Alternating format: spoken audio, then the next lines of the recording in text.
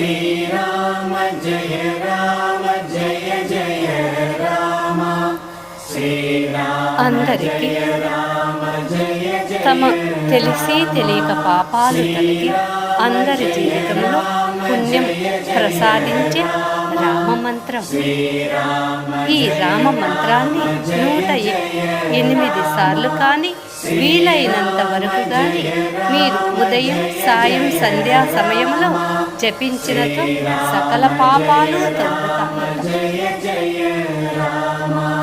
Srirama Jaya Rama Jaya Jaya Rama Srirama Jaya Rama Jaya Jaya Rama Srirama